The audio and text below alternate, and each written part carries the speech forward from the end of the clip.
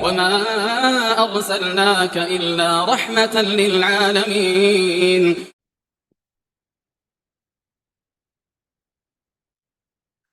Bismillahirrahmanirrahim. Assalamualaikum warahmatullahi wabarakatuh. Alhamdulillah, wassalamulillah, wala hawla wala quwata illa billah, salatu wassalamu ala rasulillah wa ala alihi wa sahbihi wa wala. Hanifidina azani Allah ayyakum.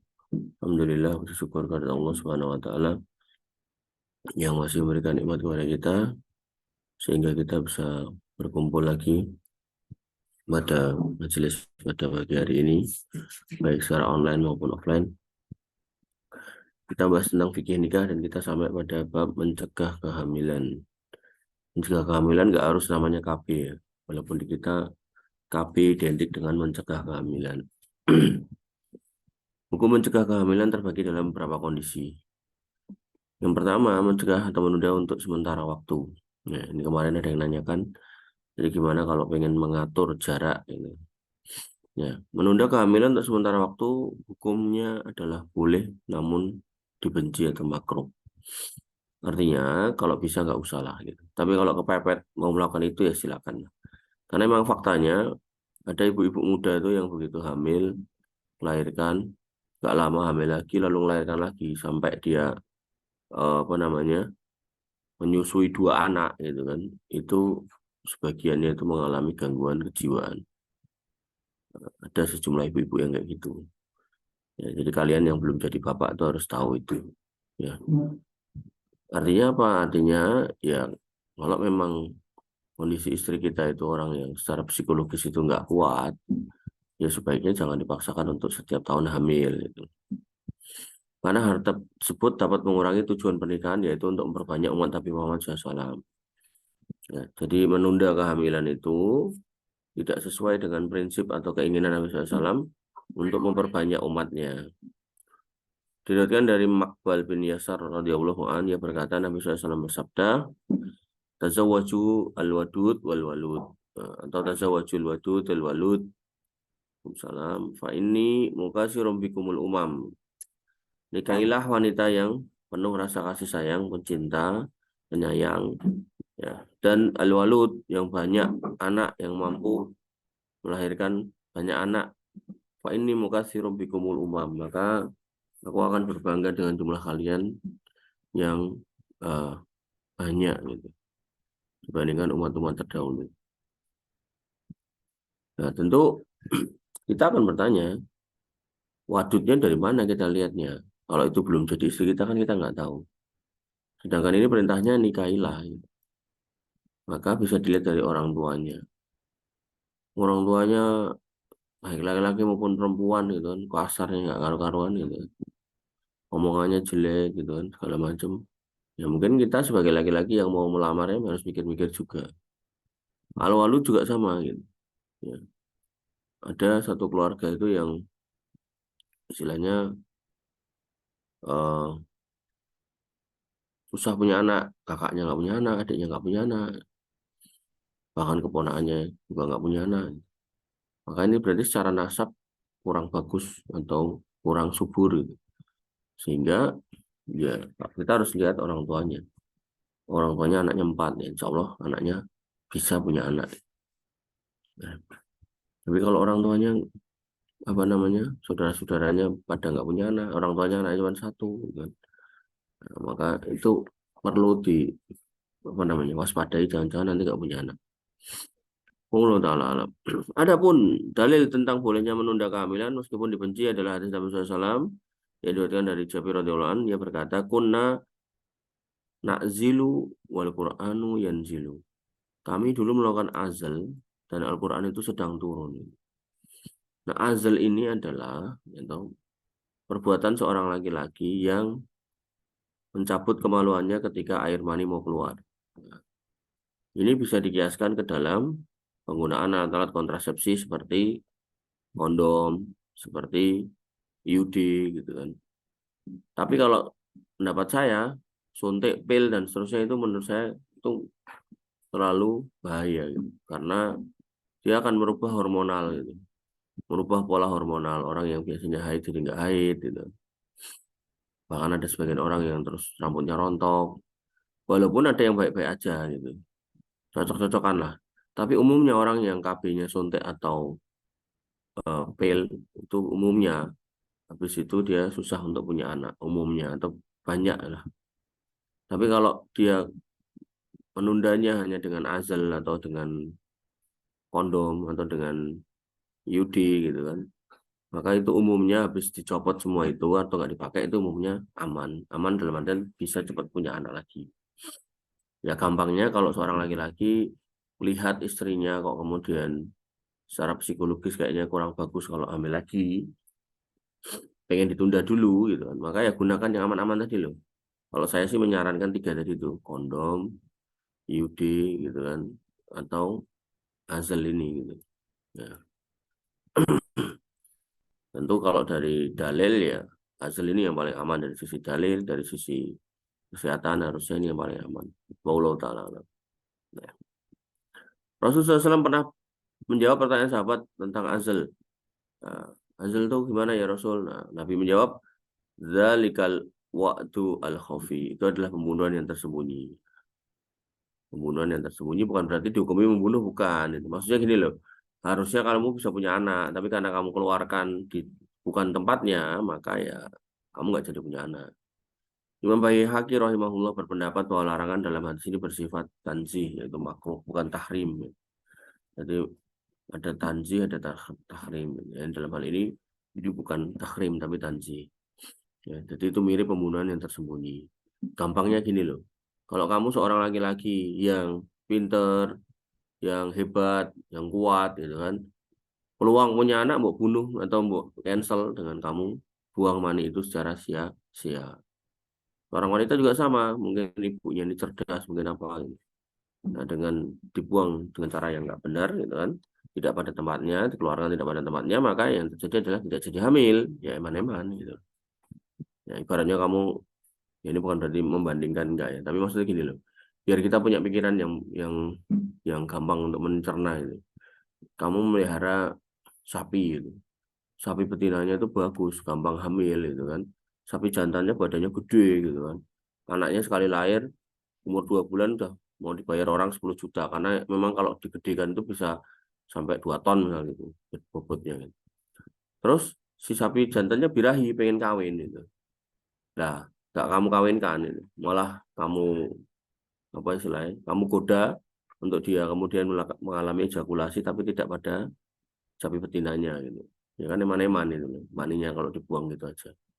Nah, manusia juga sama. Ketika kemudian yang laki-lakinya ini pinter, ya toh, kemudian kuat, bukan penakut tapi jagoan gitu kan.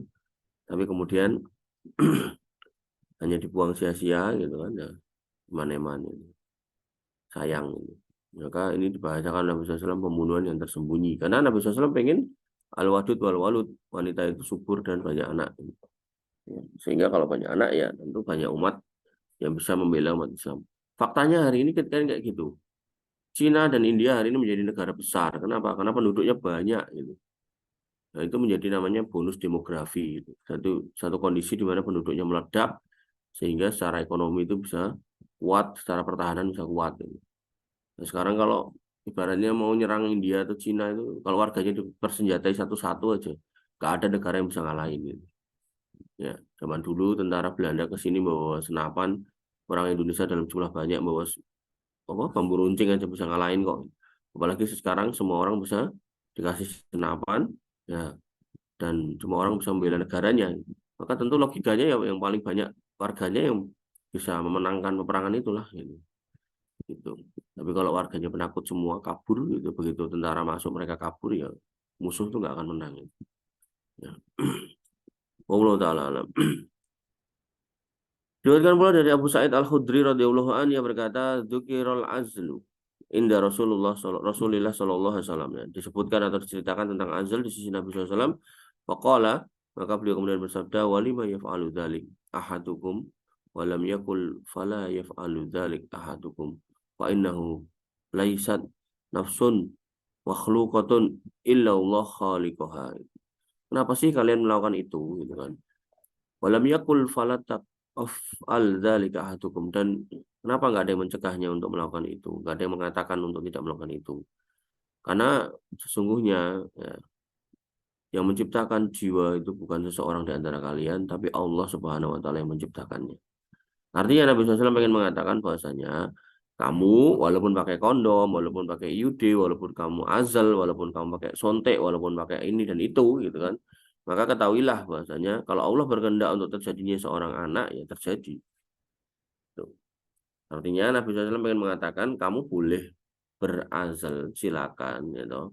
Dalam artian berikhtiar untuk punya anak dijarangkan, ada jaraknya. Tapi jangan pernah mengatakan ini akan mencegah punya anak. Karena yang namanya anak itu datangnya dari Allah, bukan dari kamu. Dan banyak fakta kondom itu apa namanya bocor ada. IUD, udah pakai IUD hamil juga ada. Terus habis itu udah disuntik, udah pil, hamil ya ada. Ya, jadi kita nggak bisa memastikan itu bahwasanya IUD itu pasti bagus atau pasti berhasil ya. Kita tetap harus paham bahwasanya semua yang diberikan Allah kepada hambanya itu adalah keputusan yang terbaik dari Allah Subhanahu wa taala. Jadi jangan dimarahin itu loh. Istri pas kelahiran, anaknya umur 2 bulan atau sebulan, terus kabarin, "Mas, aku hamil lagi." Wah, dimarahin. "Lo kok hamil lagi? Gimana toh kamu tuh?" Nah, emang yang menghamili siapa gitu kan? Suaminya juga gitu. Ya, harusnya seorang laki-laki responnya jangan gitu gitu. Jawab alhamdulillah gitu kan. Ya. Tetapi aku bingung nanti ngasih nafkahnya gimana ya. Alhamdulillah ala kulli hal itu jawabannya. Pokoknya baik dan buruk keadaan yang kita terima yang kita lakukan tetap alhamdulillah. Ya, jadi jangan pernah marahi istri karena hamil. Apalagi itu yang hamil kita. Ya. Ya. Udah tak bilang harus hati-hati kok malah hamil gimana. Ya, jangan lupa tuh Mas kalau yang berbuat itu sampean sendiri. Yo ingat gitu kan. Tapi kan maunya kan jangan hamil dulu. Ini ini laki-laki kalau bahasa anak saya ini laki-laki cemen gitu. Nah, jadi laki-laki yang apa? Cemen itu apa? Ya, penakut, pengecut ya. Artinya dia berani berbuat nggak berani bertanggung jawab itu.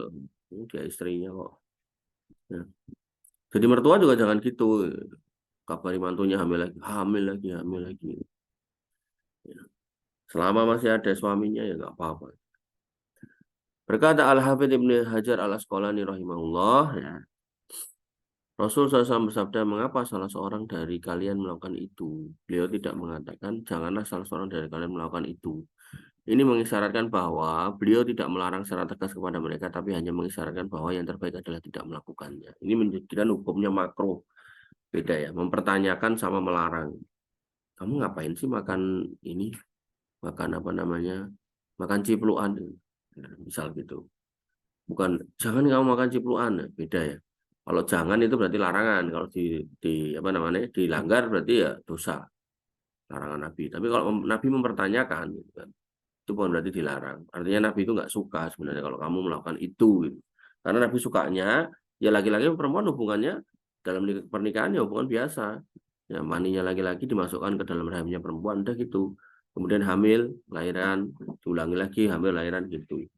Sampai Allah tetapkan wanita itu nggak bisa hamil lagi. Kapan ya? Kalau menopause. Kalau udah menopause, wanita itu umumnya nggak bisa hamil lagi.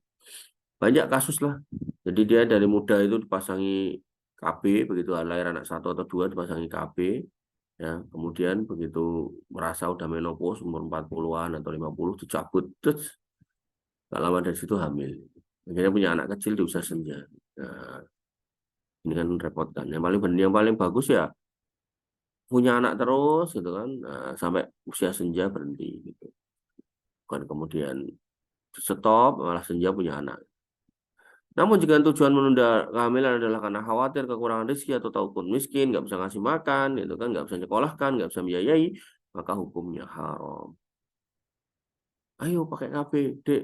Yang kenapa mas? Mau kamu kasih makan apa? Punya anak banyak-banyak. Ini kalau udah ada statement kayak gitu, itu haram. Ya, kenapa? Karena Allah Subhanahu wa taala berfirman, "Wala taqtulu auladakum khasyata imlak, nahnu narzuquhum wa iyyakum." Jangan kamu bunuh anakmu karena kamu takut miskin. Ya, kami yang kasih rezeki dan kamu juga tak kasih rezeki. Nah, jadi Allah yang menjawab ya. Kamu yang tak kasih rezeki, anakmu ya aku yang ngasih rezeki, kata Allah. Jadi jangan macam-macam. Syekh Albani berkata, rahimahullah, menurut saya hukum makruh tersebut berlaku selama orang yang melakukan azal itu tidak diiringi dengan alasan yang biasa diumumkan orang-orang kafir dalam melakukan azal seperti takut miskin, banyak anak, takut kesulitan dalam berbelanja, mengurus pendidikan mereka. Dalam keadaan seperti itu, maka hukumnya makruh meningkat menjadi haram karena orang yang melakukan azal niatnya sama dengan orang yang membunuh anak-anak, yaitu karena takut miskin. Ya. Jadi pakai kondom, IUD, pil, sontek segala. Kalau niatnya karena takut miskin, takut nggak bisa ngasih makan, takut nggak bisa ngopeni, dalam artian soal duit gitu kan, takut nggak bisa bayar SPP, takut pokoknya gitu. Maka Syekh Albani berkata atau berpendapat atau berfatwa itu hukumnya dari awalnya makruh meningkat menjadi haram. Jangan macam-macam gitu ya. Maka harus hati-hati. Jangan sampai niatnya itu ya, karena yang beri rezeki itu Allah. Dan Allah mengatakan, ana idadoni abdi bi, aku sesuai prasangka hambaku. Ya. Jadi kalau kita merasangka Allah nggak akan kasih rezeki kita banyak-banyak, ya Allah nggak akan kasih rezeki banyak gitu loh. Tapi kalau Allah berprasangka Allah akan kasih rezeki pada setiap anak yang lahir, ya kita akan dikasih rezeki terus. Dan setiap anak yang lahir itu ada rezekinya, sudah ada kaplingan rezekinya. Tinggal orang tuanya ini mengambil, mencari, menemukan gitu loh. Jangan kemudian diem-diem aja. Anaknya jatuh, tapi orang tuanya nggak mau kerja, ya sama aja mati kelaparan itu. Ya. Anaknya 15, orang tuanya giat kerja, insya Allah ketemu jalan nih. Pasti itu. Ya. Karena hakikatnya rezeki itu selalu saya contohkan itu kayak sebuah tanaman yang ada di depan rumah kita, entah mangga, entah tanaman jeruk, entah tanaman yang gede-gede lah, melon, apa namanya, durian itu, alpukat yang gede-gede. Allah buat itu tanaman itu tumbuh di depan rumah kita. Lalu kemudian ada buahnya. Ya sebagai orang tua pilihannya kan mau manjat atau mau apa namanya nyuruh orang manjat atau menggunakan galah gitu, genter gitu. Tapi kalau orang tuanya diem aja, mangganya gede-gede di depan rumah, tapi orang tuanya diem aja, manjat nggak mau, nyuruh orang kagak, ngambil tongkat atau galah enggak gitu kan?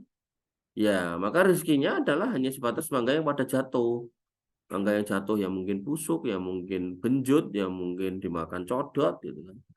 Nah, tapi kalau dia mau manjat kan dia akan dapat mangga yang terbaik. Yang kayak sebelah rumah ini loh. Mangganya gede-gede gitu kan, tapi nggak pernah dipanjat ini.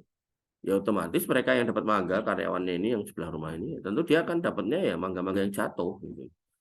Gitu, mangga-mangga yang jatuh yang mungkin dari keduluan codot segala macam. Nah, hakikatnya anak lahir itu sudah dikasih pohonnya satu-satu oleh Allah. Tinggal orang tuanya nemukan pohonnya ada di mana, begitu udah ketemu manjat toh gitu.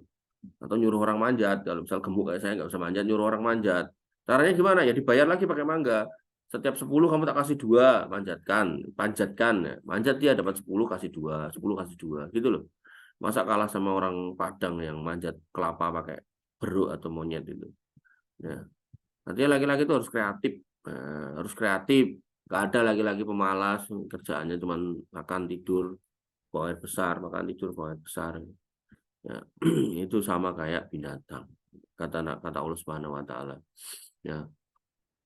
Lahum qulubun la yafqahuna biha wa lahum a'yunun la yubsiruna biha. Punya hati nggak pakai buat merasakan, kemudian punya mata nggak pakai buat melihat, walahum udunun la yasma'una biha, punya telinga tapi nggak punya gunakan untuk mendengar. Ulaika kal an'am balhum adol itu. Laki-laki yang model kayak gitu tuh kayak binatang ternak itu. Dan mereka lebih hina. Karena nggak menggunakan inderanya untuk kemudian survive, nggak menggunakan inderanya untuk mengenal mana yang baik, mana yang buruk, nggak menggunakan inderanya untuk berkarya yang baik gitu. Nah, dan orang Islam nggak boleh kayak gitu. Ini orang nggak jelas. Oke, itu tadi mencegah kehamilan secara sementara. Demikian yang bisa kita sampaikan dan kita diskusikan. Kurang lebih mohon maaf. Assalamualaikum warahmatullahi wabarakatuh. Assalamualaikum warahmatullahi wabarakatuh.